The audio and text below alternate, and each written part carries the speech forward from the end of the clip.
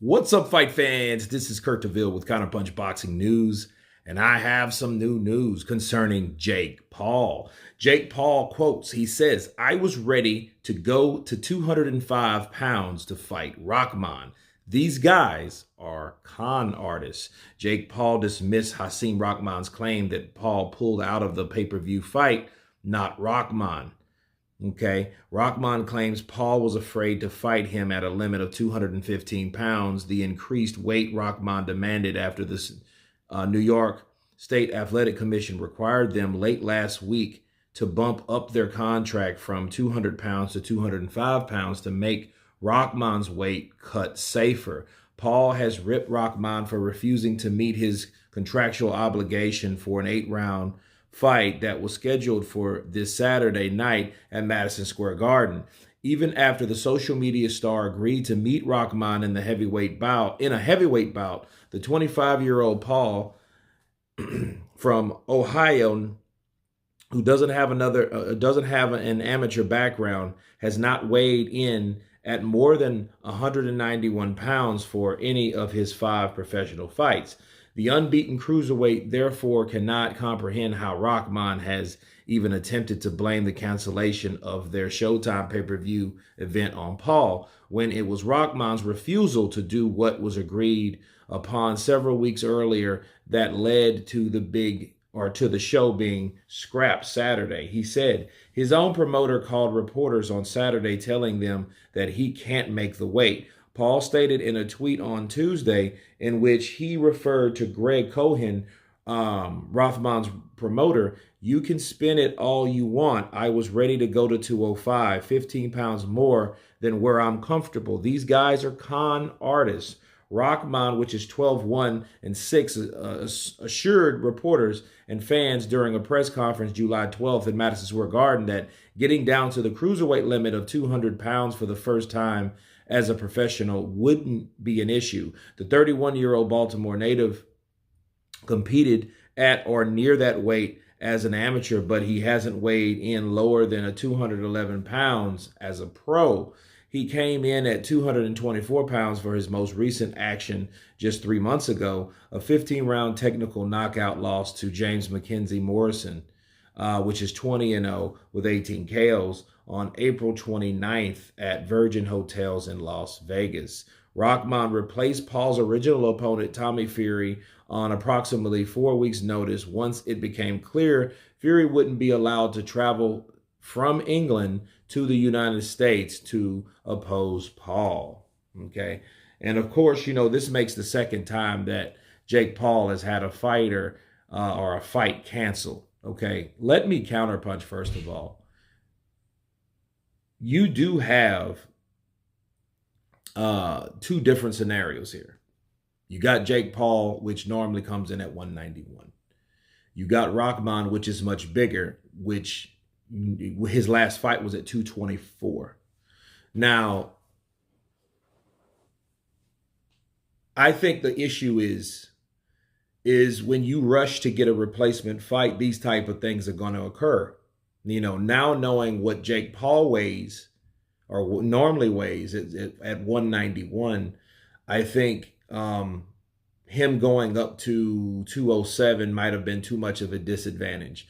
Nonetheless, though, the same thing went for Rahman. If you take Rahman and hey, he's going down to 205 or, because they moved it from 200 to 205 and he said he had no problems making the weight. I think Rahman's corner was anticipating or not coming in at that weight, and I think if the fight was that desirable to happen, I think Jake Paul should have stayed at his weight. That's more comfortable for him, which is probably about 195. Okay.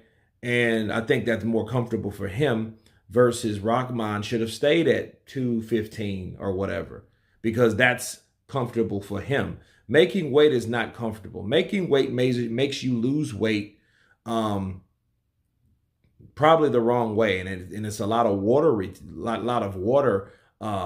deduction out of your body. Okay. Your water weight is needed. That's how people get strokes. That's why we don't have same day weigh-ins because of those type of things happening. Now imagine what people and what boxers and fighters used to go through back in the day. They had to weigh in at a certain weight, then fight that same day. So they're extra starched when that fight's over. And a lot of the feints and the fallouts and the fatigue and and all that could contribute to those guys not having the right type of rehydration. You got to hydrate after that, especially if you're cutting a massive amounts of weight. The best thing in the best scenario for this is the fight didn't happen, because if then him coming in at the same weight as the fighter, I don't think that was doable. You got 4 weeks notice. You got a guy normally at 190. You got a guy at 224. That's shit. That's 30 pounds.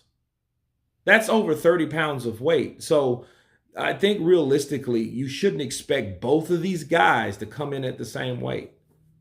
I think that should have been, okay, if he thought that he could beat Rahman, let him come in at 190.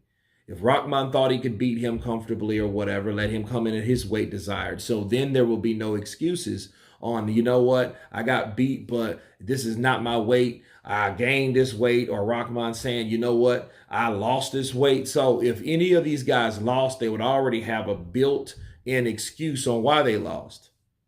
Okay, that's what would have been. And it just shows me back, it goes back to, was this fight ever really desirable? Okay. And then the really thing that made me scratch my head was they didn't even give to Friday. It's still not Friday to make the weight, because tomorrow, which is Friday, would have been the time that he had to come in at a certain amount, which is 205.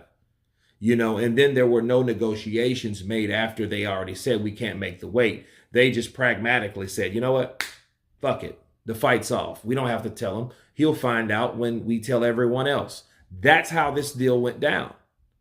Okay, so I think if those guys are going to fight, I think it should be, especially those guys that fluctuate in size. And Team Paul knew these guys had a fight at 224.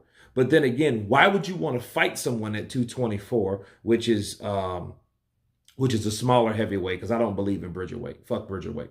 But why would you want someone to come in at a mandatory weight of 200 pounds? That's 20. You wanted someone to lose 24 pounds just for you to come down. It just shows you that he didn't give a shit about that. But when it took or meant him going up to a certain weight, that's where the issue is. But now you have a problem with it, but you didn't have any problem with Rahman coming down. Even though he said he wanted to, I think that was just his desire to fight Jake Paul and to get that damn money. But I also think, though, that they should have came to a happy medium. I think they should have came in at the desired weight to make it. I don't think that should have been big of an issue. It ain't like the money wasn't there. It ain't like the venue was booked. It ain't like something else. That's just a weight issue. Nobody cancels a fight over that. So it does seem suspect. Okay? And it just shows you that how quick it was. It wasn't, oh, well, he refused. No, he wanted to fight. If you let him come in at his weight, that should be no problem. In other words, him being 205 pounds or 200 pounds straight wet shouldn't dictate the fight being canceled.